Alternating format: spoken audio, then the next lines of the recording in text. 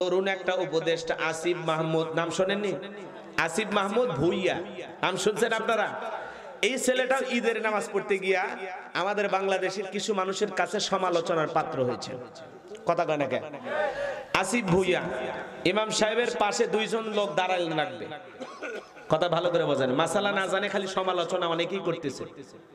ইমামের পাশে দুইজন দাঁড়াবেন, তো একটা জায়গায় জায়নামাজ ফাঁকা, পাশে হুজুরের পাশে আরেকটা হুজুর দাঁড়িয়েছেন, তো এই জায়গায় জায়নামাজটা ফাঁকা, ওখানে কাতারে জায়গা হচ্ছে না, লোকজন খুব ঠেলাঠেলি। সেখান থেকে এই আমাদের তরুণ একজন উপদেষ্টা আসিফ ভুইয়া, ওনাকে ওই জায়গায় দাঁড় করায় দিছে ইমামের পাশে। তো অনেকে ভাবতেছে উনি উপদেষ্টা দেখে মনে হয় সেই কদরে সেই মহব্বতে দাঁড় করায় দিয়েছে। আমরা তো জানি নামাজের কাতারে কোনো আমির উমর নাই, ফকির মিসকিন নাই, সব এক জায়গায়। কথা কন নাকি আপনারা? হাজার কোটি টাকার মালিক শিল্পপতি, তার পাশে ভ্যান চালায়, রিক্সা চালায়, সেই মানুষ পাশে দাঁড়িয়ে নামাজ আদায় করে। নামাজ আমাদেরকে তাই শিক্ষা দেয়। আর আপনারা এই ছোটখাটো বিষয় নিয়ে এই তরুণ ছেলেদের বিরুদ্ধে বদনাম ছড়াচ্ছেন যে আসিফ ভুইয়াকে এইভাবে সম্মান দেয়া হলো।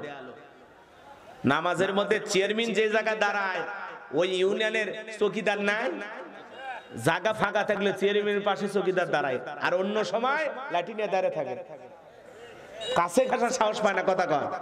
নামাজ আমাদেরকে শিক্ষা দেয় যেখানে কোনো ধনী গরিব সাদা কালোর কোনো ব্যবধান নাই। কথা বলে ঠিক কিনা? ফর্সা মানুষের কাছে কালো মানুষ দাঁড়ায়, ধনীর কাছে গরিব দাঁড়ায়, কোনো ভেদাভেদ নাই। ইসলামের এটাই শিক্ষা। কথা কয় ঠিক কিনা? সেখানে আসিফ ভুইয়া, তাকে নিয়ে আপনারা কেন সমালোচনা করবেন? হ্যাঁ, উনি টুপি ছাড়া নামাজে গেছে, এটা না বলতে পারে, ওনার কাছে যায় বলেন, টল কেন করেন? যে নতুন নতুন উপদেষ্টা হয়েছে আর নতুন নতুন নামাজ ধরছে। আরে বাবা, এরকম কত নামাজি আমরা দেখছি দুনিয়ায়। রাজনীতির খেলার মাঠে অনেক কিছু দেখা বাকি আছে। কথা কর। এই তরুণ তরুণ ছেলেরা যা করেছে তাদের জন্য দোয়া করতে হবে, সমালোচনা করে লাভ নাই। টাকলু নিচে কাপড় পরে গেছে, আমরা জানি এটা কবিরা গুনাহ। কথা বলেন না কেন? টাকলু নিচে কাপড় পরা যাবে? এটা কি কবিরা গুনাহ? তো উনি হয়তো জানে না, অনেকে শিখায় দিতে হবে, বলতে হবে। টুপি ছাড়া গেছে হঠাৎ করে, আমরা তো অনেক সময় টুপি ছাড়া অনেকেই খেয়াল থাকে না টুপি পরার, হয়তো ওনার পকেটেও ছিল কিন্তু মাথায় দেওয়ার কথা স্মরণ নাই। কথা কন। তো ইমামের পাশে দাঁড়িয়েছেন, অনেকে বলতেছেন এটা অন্যভাবে নিচ্ছেন, নানান কথা বলতেছেন। ভাই, সমালোচনা করবেন না, এখানে মাসলাগত কোনো সমস্যা নাই, নামাজ তৈরি হয়েছে, এটা নিয়ে আপনারা কেউ বিভ্রান্তি ছড়াবেন না। আল্লাহ যেন আমাদের হেদায়েত দান করেন। একটু জোরে বলেন আমিন। আর একটু জোরে বলুন আমিন।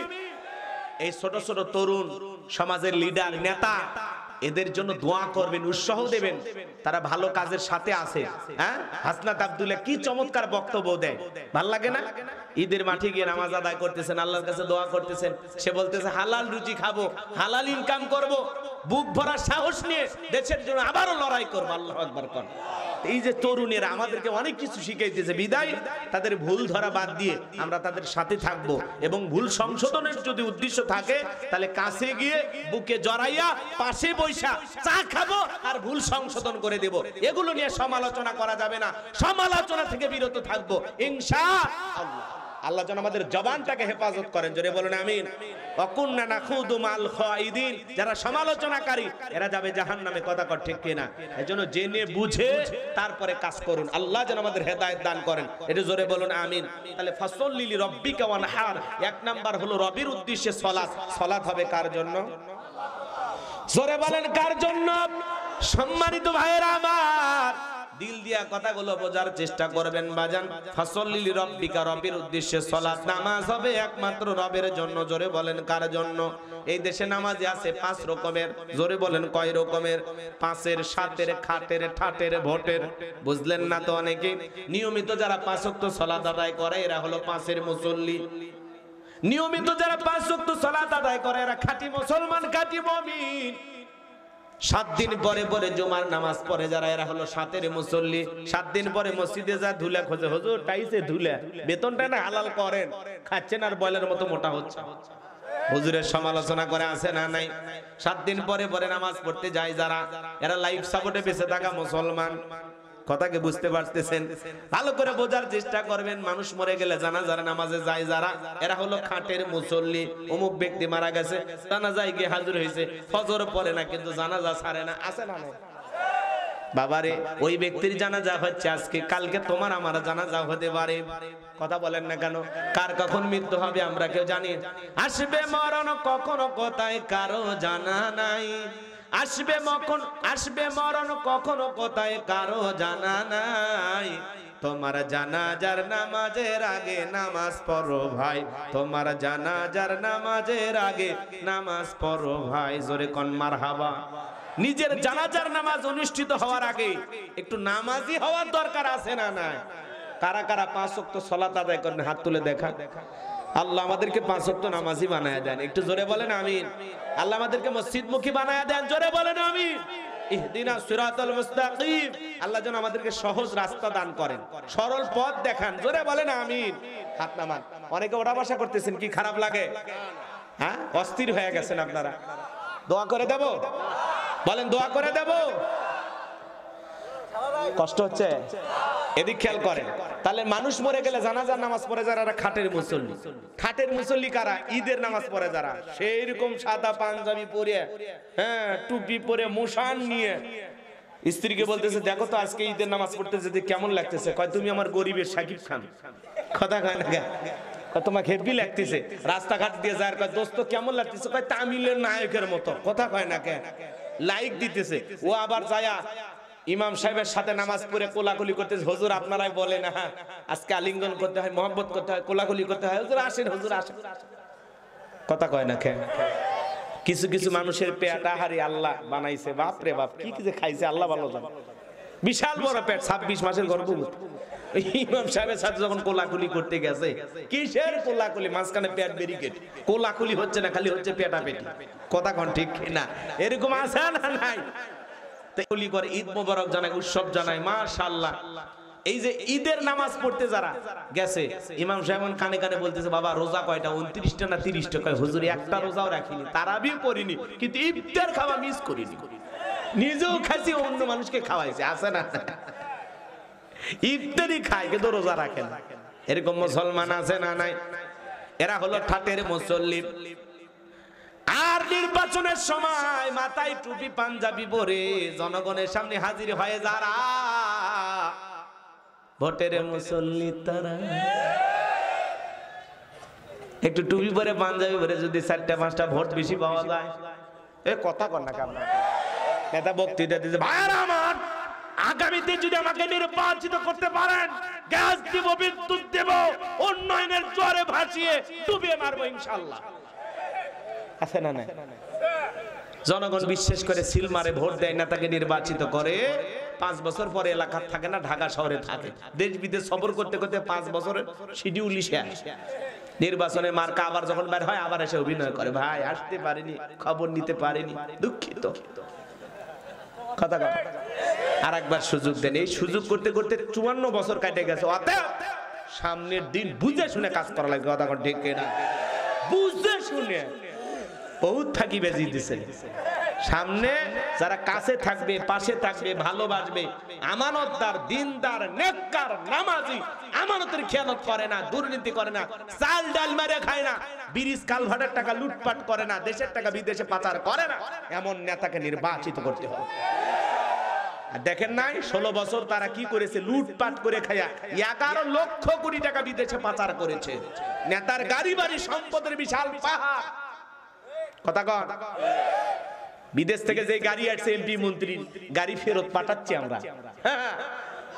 কথা কয় না লাগাও, হ্যাঁ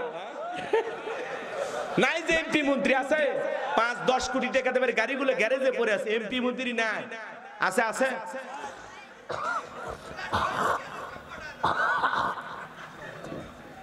বলে ফেরত পাঠালে তো টাকা পাবেন। রাগ করতেছেন? বড় বড় কথা বলতে বাজার নাই নাই। মন্ত্রীরা সব কোথায় গেল, এমপিরা সব কোথায় গেল, কোথায় কাদের কাকা? ওদের সারা দেশটা এখন লাগে ফাঁকা ফাঁকা। পালাবো না, পালাবো না, পালাবো না, যাই না তাদের দেখা। ওদের সারা দেশটা এখন লাগে ফাঁকা ফাঁকা। আইন মন্ত্রী আটকে গেল আইনেরই ফাঁকে, দাড়ি সারা দরবেশটারে ভণ্ড ভণ্ড লাগে। শুনেছি ভাই কত নেতা নেত্রী খাইতেছে ভাই ডান্ডা, বিচারপতি কালামানিকের ফাটিয়েছে নাকি আন্ডা। এটা আমার খবর না, মিডিয়ার খবর। এই বিচারপতি শামসুদ্দিন মানিক আল্লামা সাইদি হুজুরকে মৃত্যুদণ্ডের রায় দিয়েছিল। আমরা বলতে চাই ওই একই ট্রাইব্যুনালে বিচারপতি মানিককে মৃত্যুদণ্ডের রায় দিতে হবে। এই বিচারপতি মানিক 116 জন আলেমের তালিকা করে দুদকের কাছে জমা দিয়েছিল। আমার রোল নাম্বার ছিল 23। যারা আলেমদের তালিকা করেছিল, আমরা বলতে চাই এই নাস্তিক বেঈমানদের তালিকা করেও ফাঁসির দড়িতে ঝুলিয়ে দুনিয়ার জমিন থেকে বিদায় করতে হবে। কারা কারা ইসলাম বিদ্বেষী ছিল, কারা কারা আলেমদের দুশমন ছিল, গর্ত থেকে খুঁজে খুঁজে বের করা হবে। কবরে গেলে পাই রশি দিয়ে টেনে আনা হবে। সময় আসুক। কথা রাগ করেন নাকি আপনারা? পলকের অচল গেল। হ্যাঁ, পলকের বাড়িতে আজকে আলো নাই, অন্ধকার। টেলিভিশনে নিউজ প্রচার হয়েছে, যে বাড়িতে হাজার হাজার মানুষ ঈদের উৎসব করছে 16 বছর, আরে তার এলাকার মানুষ বলতেছে সে নাই, আমাদের মনটা খুব খারাপ। পলকের অচল গেল থামিয়ে নেটের চাকা। এমন সামনে ইন্টারনেট, এমন ইন্টারনেট আসবে কোন সরকার বন্ধ করতে পারবে না। ডাইরেক্ট আসবে, ডাইরেক্ট। সেই সিস্টেম আমাদের ইউনূস সাহেব করে দিয়ে যাবে। ওইটাই তো দরকার। একটু নির্বিষ হলে যেখানে সেখানে নেট বন্ধ করবেন, চলবি না। টাকা আমার আর তালা মারো তোমরা। হ্যাঁ, আমার টাকা দিয়ে আমি এমবি কিনছি, এই বেটা বন্ধ করো কে? দেশে কোথায় কি হয় দেখুক জনগণ। যখনই দেখবেন নেট বন্ধ করবে, নেটওয়ার্ক বন্ধ করবে, তখনই বুঝবেন ভেজাল হচ্ছে। কথা বোঝেন নি? হ্যাঁ, ওরা যে ভেজাল করছে দেখেননি? রিক্সা লাশ নিয়ে গেছে, ভ্যানে তুলে আগুন লেগে দিছে। ভাই, এটা মানুষ করতে পারে? কোন এলে মানুষের কাজ না জানোয়ারের কাজ? ছোট শিশু ছাদে খেলতে গেছে, গুলি খায় মরে গেছে। এই কিসের ক্ষমতা? মানুষ এগুলো করতে পারে? আর ডায়লগ দেয় স্বজন হারানোর ব্যথা। অভিনয় কম করো প্রিয়, জীবনটা শেষ হয়ে গেছে এদের অভিনয় দেখে দেখে। কথা কন। আর কিছুদিন থাকলে পুরো দেশের মানুষ অভিনয় করা শুরু করতো। কথা কন। রাগ করতেছেন নাকি আপনারা? কোথায় গেল সংসদেতে মমতাজের গান? কোথায় গেল হযরত বলার স্বামী ওসমান? 70 রাকাত তাহাজ্জুদ পড়তো, 80 রাকাতও পড়তো। বিরাট বড় আল্লাহর ওলি দাবি করতো। 24 সালে 5 আগস্টে ভাগ্যে কি আছে আল্লাহর ওলিরা জানে না। টার্গেট দিছে 41 সাল পর্যন্ত। আহারে কি বড় খেলোয়াড়! মাঠ পেলে বলতো খেলা হবে, খেলা হবে। আজকে পুরো বাংলাদেশের মাঠ পড়েছে, খেলোয়াড়রা নাই। আর একজনের শরীরই চলে না, তাও বলে খেলা হবে। এর এই বেচারার ভিডিও পাচ্ছি না আমরা। আছে কোন দেশে? কোনো তথ্য নেই আমাদের কাছে। এই মানুষটা দেখতে খুব মনে চায়, বিনোদনের নেতা। কথা কন। যাই হোক বাজান, মন খারাপ করবেন না। আমি যে কথা বলতে চাই, ফাসল্লি লিরাব্বিকা ওয়ানহার, রবের উদ্দেশ্যে সালাত, একমাত্র আল্লাহ তাআলাকে রাজি খুশি করার জন্য সালাত আদায় করা দরকার আছে না নাই? ফাওয়াইলুল লিল মুসাল্লিন আল্লাযীনা হুম আন সালাতিহিম সাহুন। হতভাগা সে সমস্ত নামাজি, দুর্ভাগা যারা লোক দেখানোর জন্য সালাত আদায় করে, লোক দেখানোর উদ্দেশ্যে নামাজ আদায় করে। আমরা কি লোক দেখানোর জন্য নামাজ আদায় করব, নাকি আল্লাহকে খুশি করার জন্য?